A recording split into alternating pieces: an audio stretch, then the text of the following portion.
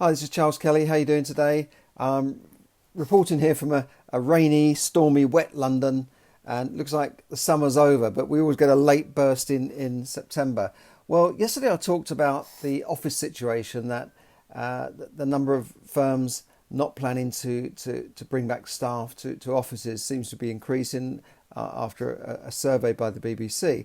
Well, today, the head of the CBI, which is the they used to call it the Bosses Union, or the Confederation of British Industry, that represents the biggest companies in the UK, said we must rescue Ghost Town Britain.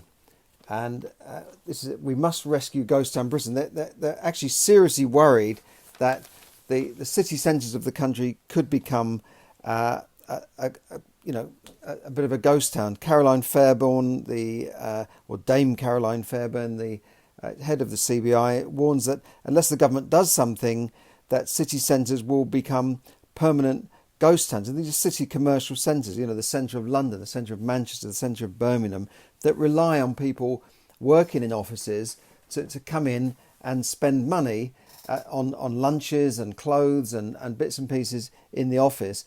And they're seriously worried that unless the government does something to ask workers to go back to the office, that this is what's going to happen. And this comes as you've got, like, the NatWest Group, 48,000 staff working from home. HSBC, 52,000 staff, 46,000 staff working from home. Virgin Money, 8,000 staff working from home. Metro Bank, well, they're a small company. Lots of big companies have got staff working from home. And Barclays, 80,000 staff globally, 70,000 working from home. Santander, 18,000 UK staff, more than 15,000 are working from home. Ernst & Young, the accountants, Deloitte, this list goes on. And is it the death of the office as we know it? Well, if that happens, then city centres and places like that are going to really just literally become a ghost town. And it's a serious thing. I mean, it's okay saying, yeah, it's all nice work from home, but it's going to be a big shift and economically as to how those city centres survive. And then you got to consider the property market.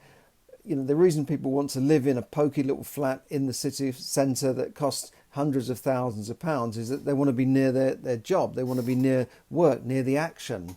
And then they've got the nightlife there as well. But then if you take out all of the jobs and you take out all of the employers, what's going to happen to that place? There's not going to be any nightlife. There's not going to be any day life. It's just going to be completely dead. Maybe not completely dead, but it will change the whole landscape. And then people might think to themselves, well, the company are asking me to work from home. I've only got this little flat. I haven't got a proper home office set up. I'm going to have to maybe move out to get a proper home office set up so that I can work properly from home. And if I am able to work from home, why do I need to be in this pokey studio flat or some flat in London that's costing them a lot of money? Maybe I can move to the countryside, move anywhere. And that could affect the property market in these places. So I think we will see an eventual drift back to working from the offices, because I think employers need people in one place. They need the buzz going on in that place. They need the creative aspect of working together in one place. But maybe the idea of everyone going into work 5 days a week, 9 to 5 or 8 till 6, are over. We don't know. The employers will argue that it's all right, the government's saying go back to work in the office, but they've got so many restrictions put on them and how they can run their offices that they might think, well, sod it, we'll just have everyone working from home. We've got voice over IP phone systems, internet phone systems that can, take a call and put it anywhere in the world almost in an instant. So when you phone up, you don't know if somebody is actually working from home. I was speaking to someone from a council yesterday, and they're working from home. How do I know? I could hear a kid and a screaming dog, or a screaming kid and a barking dog in the background. She said, I'm sorry, I'm working from home. So it's not suitable for everybody. Not everybody has got a study room that they can use to work from home. And, so it remains to see how that will eventually pan out. Now, we mentioned also that landlords are having a bit of a tough time at the moment. The government have put an embargo on evictions, and many landlords are not being paid rent. But it's also affecting commercial landlords, because many of the commercial retail tenants have also stopped paying rent, or in fact are reneging on rents by going into a company voluntary arrangement, a CBI. So you've got companies, large companies like Pizza Express, All Saints, Frankie and Benny's, and Yo Sushi, which was a big star company in years gone by, all saying that they want CVA rescue. But CVA is like a voluntary arrangement that's almost like a halfway house to bankruptcy, where you go into this voluntary arrangement. Individuals have an IVA voluntary arrangement, but it's to stop the company going completely under by saying, right, let's hold back everything at the moment. Let's put a ring fence around all the debts and the liabilities, and let's renegotiate things.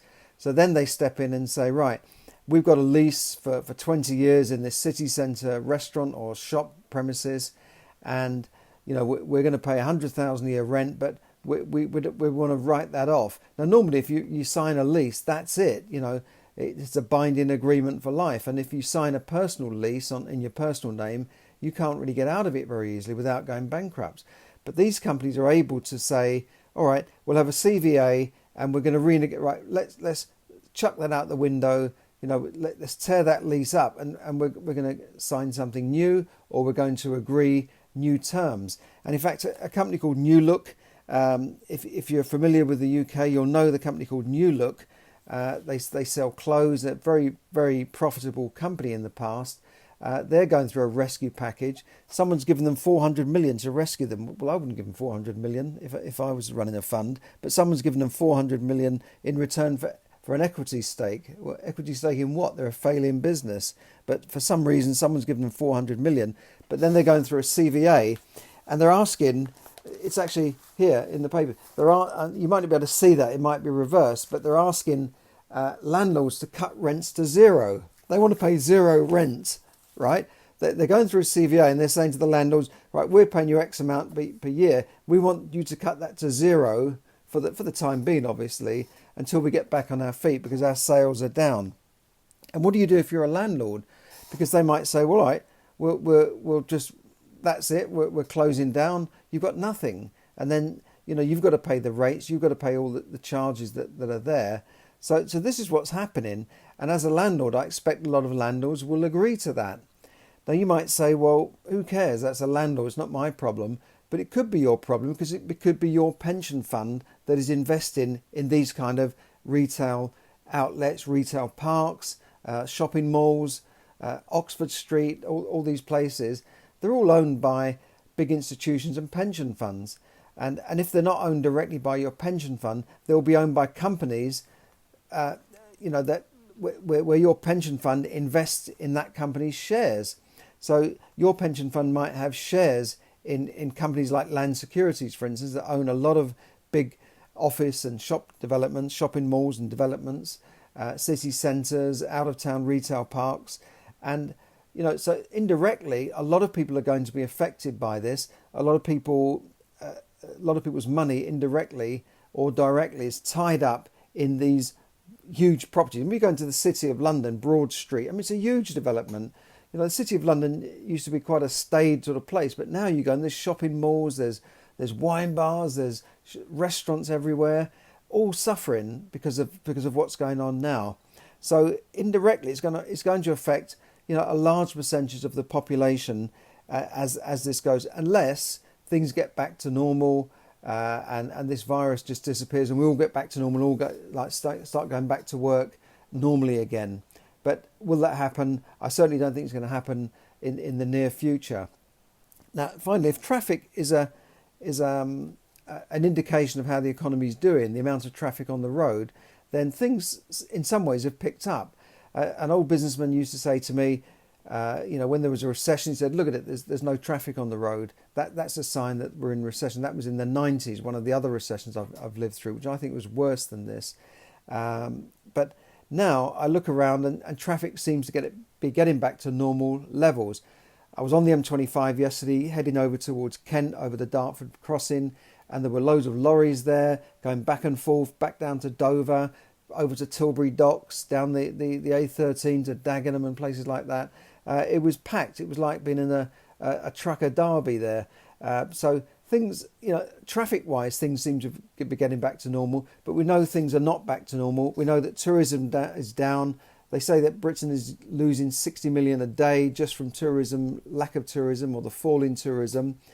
Some of the hotels have been managed to fill up with asylum seekers, so maybe the hotel groups are not doing too badly. I've heard that they've got some 4-star hotels rented completely out by Serco. This is the company that houses asylum seekers. They've got a £2 billion contract from the government just to deal with asylum seekers. So maybe some of the hotel groups have adapted and filled their hotels with asylum seekers. And I'm not talking about small like budget hotels. I'm talking about very expensive city centre hotels are all filled with asylum seekers at the moment. But we know that things are not back to normal. The Eat Out to Help Out scheme has helped restaurants. The last day, by the way, is Bank Holiday Monday for that. So if you want to book up and get a cheaper meal, you can do that. So things are looking pretty grim. And I think when the furlough scheme ends, then we are going to see, unfortunately, I think we're going to see a lot of redundancies and people losing their jobs. And then I think things are really going to get difficult towards the end of this year. At the moment, the government is printing money to keep things at bay, to keep the wolves at bay. But I don't know what, they can't just keep doing that forever. And that's got to be paid for somehow. So when these schemes eventually come to an end, that's when I think we're going to see the real effects of this recession. And I've seen it before, and it is tough. I've lived through recessions. It's not easy. Fortunately, we have low interest rates at the moment, but if you're a tenant, what's your landlord going to do? Maybe landlords might have to renegotiate your rent as well, like the big landlords. I don't know. We shall have to see how things pan out. Somebody's doing well though. A guy who owns a company called the Hut Group, which is an online retailer that runs online retailing for many of the large companies like Nestle. Well, they're gonna float. They're going to sell shares on the open market, and the founder, or one of the founders, a guy called Matthew Moulding, never heard of him, could end up with a 700 million windfall.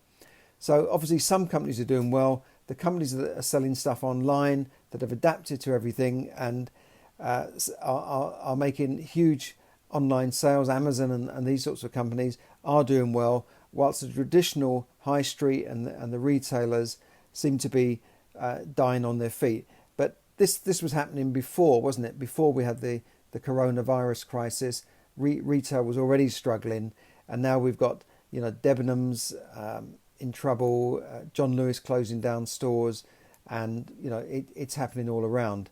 Many of these premises will, of course, be turned into residential. You can convert an office to a residential property under permitted development without full planning permission. That's still around, and I think we're going to see more of these. But eventually, the jobs have to come from somewhere. If you convert all of the offices into flats, who's going to buy them?